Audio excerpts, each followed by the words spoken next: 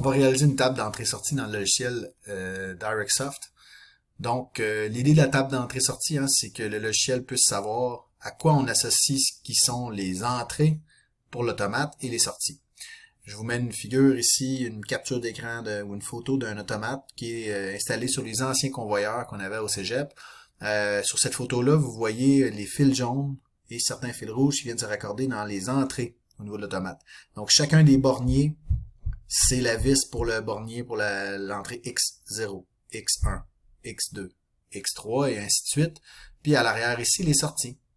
Donc, les sorties Y0, Y1, Y2. Que sont les entrées? Les entrées sont les capteurs, les boutons poussoirs. Donc, chacun de ces fils-là va se raccorder physiquement. Vous voyez le petit capteur qui est ici, ben lui, il est raccordé physiquement quelque part au niveau de mes entrées. Les sorties qui sont ici sont tous raccordés sur les solénoïdes qui opèrent mes distributeurs, sur les moteurs, sur les lumières. Donc, chacune des sorties sont préfilées. C'est ce qui nous amène à devoir monter une table d'entrée-sortie pour faire le lien entre le programme et les fils qui vont être branchés au niveau de l'automate. Nous autres, les fils ne sont pas rebranchés à chaque fois. Ils sont branchés d'une certaine façon. C'est ce qui explique qu'on utilise des tables d'entrée et sortie au cégep. Allons voir l'exemple qu'on va faire ensemble. On a un graph-set relativement simple avec 4 étapes, 4 transitions. Vous voyez que je vais avoir besoin d'une lumière verte, un vérin, donc un solénoïde que je vais clencher, 2 moteurs pour mes 2 convoyeurs, une lumière rouge. Puis au niveau des entrées, ça c'était mes sorties, au niveau des entrées, je vais avoir un bouton poussoir, je vais avoir un deuxième bouton poussoir en bas, je vais avoir un capteur de présence, puis c'est tout, parce que ma minuterie, mon timer qui est ici, mon temporisateur, c'est interne dans le logiciel. Donc, j'ai rien à brancher. Donc, pour créer mes tables d'entrée-sortie, moi, j'ai été chercher un extrait de notre table. Puis, j'ai fait apparaître les entrées que je vais avoir besoin. Donc, nous autres, on sait déjà, toutes les entrées dans mon PLC, dans mon automate, sont déjà préfilées. Donc, on vous les impose. On voit ici, je vais avoir besoin d'utiliser l'entrée X2, X16, et X20.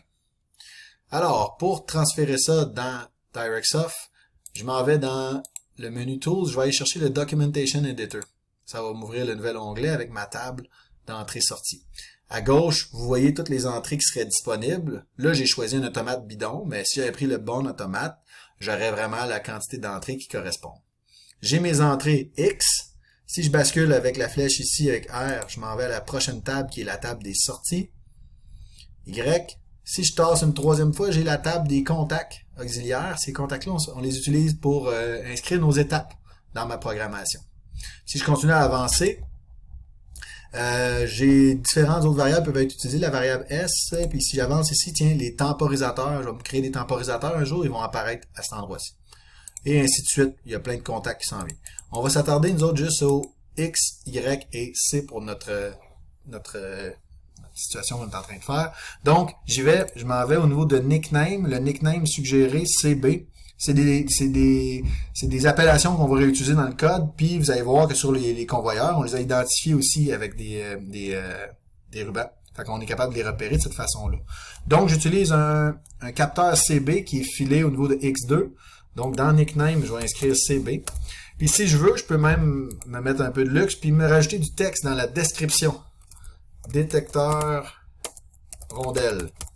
Vous allez voir où ça va servir plus tard. X2 me servait, X16 va me servir aussi. Bouton vert, on dit que c'est BP1.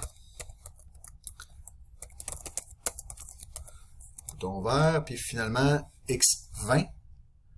X20 pour le BP3 qui est le bouton rouge.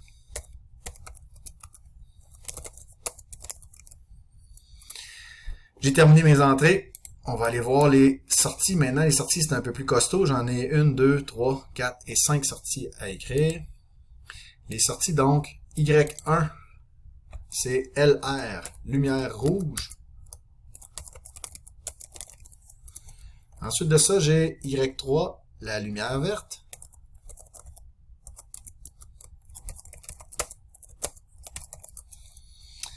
Y5, le vérin B, donc VB.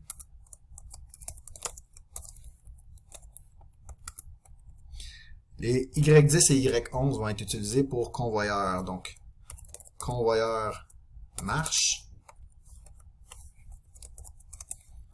et convoyeur recule. Je peux marquer avance, recule. Et on va mettre convoyeur même avant.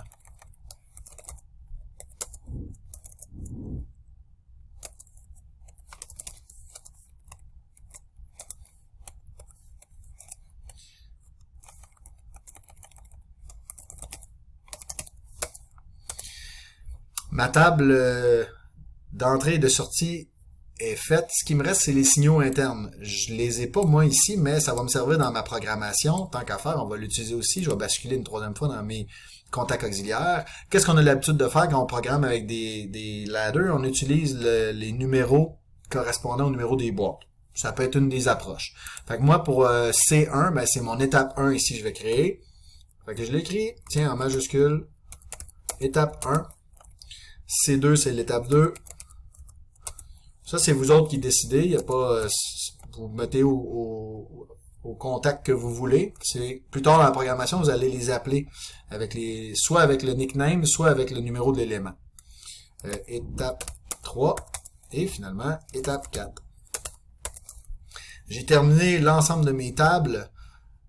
Ultimement, je vais créer le timer qui est ici, mais ce timer-là, je vais le créer quand je vais transcrire, si on veut, dans mon diagramme échelle.